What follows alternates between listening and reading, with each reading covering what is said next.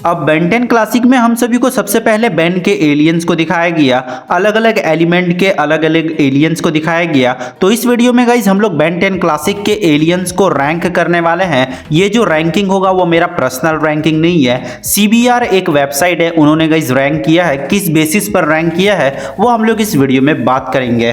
तो ज्यादा मैं आपका टाइम वेस्ट करूंगा नहीं, सीधा हम लोग चलते हैं नंबर 10 में। तो नंबर 10 रिपजॉस। अब देखो रिपजॉस को नंबर 10 में इसलिए मिला है क्योंकि वो सिर्फ पानी में ही फाइट कर सकता है, बाहर वो ज्यादा देर नहीं रह सकता है। क्योंकि जो रिपजॉस है वह एक फिश टाइप एलियन है, उसको वाटर ही चाहिए अपने पावर को बढ़ाने के लिए। इसके अलावा वो पानी में जब तक रहेगा वो बहुत ज्यादा खतरनाक हो जाएगा। रिपजॉस का जो टीथ है वो बहुत ज्यादा नुकीला होता है, वो किसी चीज को फाड़ सकता है, फास्ट वो तैर सकता है। सबसे ज्यादा जो उसका प्रॉब्लम है वह है जमीन में, जहां पर पानी ना हो वहां पर रिपजॉस थोड़ा सा मुश्किल में पड़ जाता है। तो रिपजॉस को यहां पर नंबर 10 स्पॉट मिला है। Number 9 wild mud. अब देखो वाइल्ड मड जो है वो बेन 10 का एक मोस्ट यूनिक एलियन है, क्योंकि वाइल्ड मड देख नहीं सकता है, वह चीजों को सेंस कर सकता है। वाइल्ड मड जो है वो ट्रीज पर ट्रीज कूद भी सकता है, फास्ट वह रन भी कर सकता है, किसी भी चीज को वो फाड़ सकता है अपने पंजे से और अपने दांत से। यहाँ पर एक प्रॉब्लम वाइल्ड मड के साथ यह है कि वो ज्यादातर कुछ सोच नहीं पाता है, ना वो देख पाता है। वो सेंस कर सकता है चीजों को, मूवमेंट को,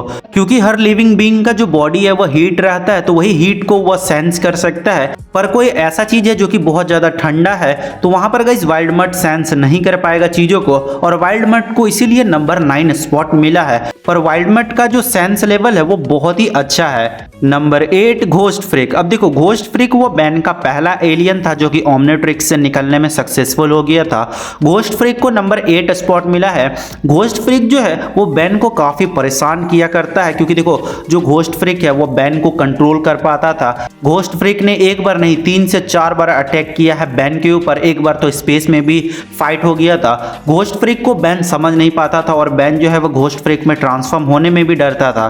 घोस्ट फ्रिक का जो हमें रियल फॉर्म देखने को मिला जैक स्केयर का, उसका जो DNA सैंपल है उसी का गाइस घोस्ट फ्रिक हम लोग बोलते हैं, वरना घोस्ट फ्रिक का जो रियल फेस है वो जैक स्केयर के रूप में है। यहाँ पर घोस्ट फ्रिक को नंबर 8 इसलिए मिला है क्योंकि बैन उस पर ट्रांसफॉर्म होना ही नहीं चाहता था, वो ज्यादा कुछ यूजफुल भी नहीं था एलियन। बात करेगा इस नंबर 7 के बारे में तो वह है ग्रे मैटर। देखो ग्रे मैटर जो है वो बहुत इंटेलिजेंट है नो डाउट, पर ग्रे मैटर उसके बावजूद कुछ नहीं कर सकता है। वह इंटेलिजेंट तो है, वह चीजों को डिस्ट्रॉय कर सकता है, चीजों को बना भी सकता है, पर ऐसा कोई यूजफुल फीचर नहीं है कि वो किसी से लड़ सकता है, कहीं भी भाग सकता है, या फिर उतना ज्यादा स्ट्रेंथ नहीं है, कुछ नहीं है ग्रे मैटर के पास। ग्रे मैटर के पास सिर्फ इतना है कि वह बहुत ज्यादा इंटेलिजेंट है, वह चीजों को जल्दी समझ पाता है। तो ये गाइस नंबर 7 इसीलिए ग्रे मैटर को पड़ा है।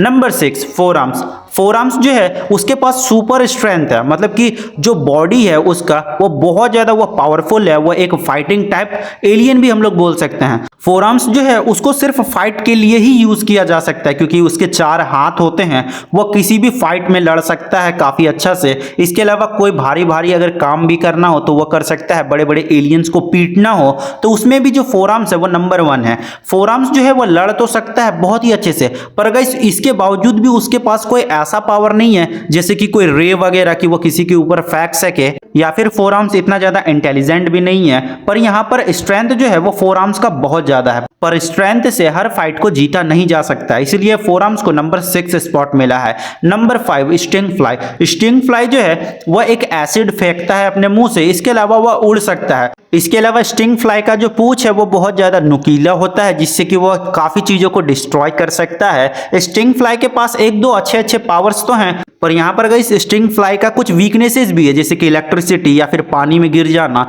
अगर स्टिंग फ्लाई के पंख जो है वो पानी में गिर जाता है तो वह उड़ नहीं पाएगा। इसके अलावा स्टिंग फ्लाई का जो एसिड है अगर वह उसी के फेस में गिर जाए तो स्टिंग फ्लाई कुछ नहीं कर पाएगा। स्टिंग फ्लाई को नंबर 5 स्पॉट मिला है। Number 4 heat blast. Heat blast के पास ऐसा पावर है कि वह सभी चीजों को डिस्ट्रॉय कर सकता है, अपने अंदर से लावा को क्रिएट कर सकता है, वह उड़ सकता है। इसके अलावा किसी के ऊपर फायर बॉल्स भी फेंक सकता है, इसके अलावा आग के बड़े बड़े गोले भी फेंक सकता है। अगर देखा जाए तो हीट ब्लास्ट के पास काफी अच्छे पावर्स है, उड़ने का पावर है, फेंकने का पावर है। इसके अलावा अपने अपोनेंट को डिस्ट्रॉय भी कर सकता है, जला भी सकता है। किसी चीज को आग लगाना है तो उसमें भी हीट ब्लास्ट का काफी अच्छा पावर है। पर यहाँ पर हीट ब्लास्ट का भी एक वीकनेस है कि वाटर में जाने से हीट ब्लास्ट बहुत ज्यादा वीक हो सकता है। इसके अलावा हीट ब्लास्ट को इलेक्ट्रिसिटी से भी कमजोर किया जा सकता है। इसके अलावा हीट ब्लास्ट को कोई रे से भी अटैक किया जा सकता है। हीट ब्लास्ट के भी पास एक दो वीकनेसेस है जिस वजह से वो नंबर 4 में आता है। Number 3 diamond head. Diamond head जो है वो अपने अंदर से काफ़ी बड़े बड़े क्रिस्टल को जनरेट कर सकता है, ज़मीन के अंदर से क्रिस्टल को निकाल सकता है।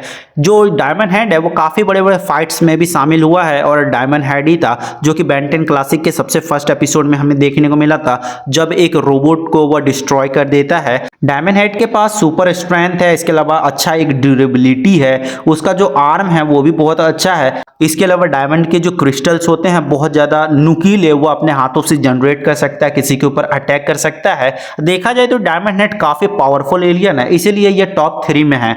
नंबर 2 में गाइस यहाँ पर अपग्रेड का नाम आता है। अपग्रेड किसी भी चीज़ में मर्ज हो सकता है, उसको अपग्रेड कर सकता है। अपग्रेड का नाम ही इसलिए अपग्रेड पड़ा कि वह किसी चीज़ को आराम से अपग्रेड कर सकता है, किसी भी कंप्यूटर को एडवांस कर सकता है, किसी भी एरोप्लेन में बड़े बड़े मिसाइल्स को ऐड कर सकता है, किसी चीज़ में ऐड होके उसको एकदम लेटेस्ट बना सकता है। जो गाइस अपग्रेड है उसके पास बहुत ही अच्छे खासे टेक्नोलॉजी होती है, नेचुरल उनका एक रिफ्लेक्टेड होता है। इसके अलावा जो टेक्नोपैथी है, एबिलिटी है उनका, जो कि मशीन में किसी भी मशीन में मर्ज होके उसको एडवांस बनाना, ये बहुत ज़्यादा अच्छा होता है। इसके अलावा गाइस जो अपग्रेड है वो अपने एक आंख से रे भी फेंक सकता है और कहीं भी आराम से जा भी सकता है। तो यहाँ पर अपग्रेड भी नंबर 2 में है क्योंकि वो बहुत ज़्यादा एडवांस लेवल का उसके पास पावर है। नंबर 1 में गाइस यहाँ पर एक्सेलरेट का नाम आता है। एक्सेलरेट के पास स्ट्रेंथ भी है, स्पीड भी है, पावर भी है। आपको याद होगा एक बार पानी में जब एक्सेलरेट जो है वह दौड़ रहा होता है ग्वेन को उठाकर, तो वह कुछ ही सेकंड्स में वह किनारे में छोड़ देता है ग्वेन को। तो यहाँ पर गाइस एक्सेलरेट के पास काफ़ी अच्छा पावर है और एक्सेलरेट कहीं भी फास्ट मूव भी कर सकता है बहुत ही आराम से। एक्सेलरेट जो है वो अपने हाथों से, पैरों से, कहीं से भी वो अटैक कर सकता है या फिर कोई मुसीबत आने पर वो भाग भी सकता है।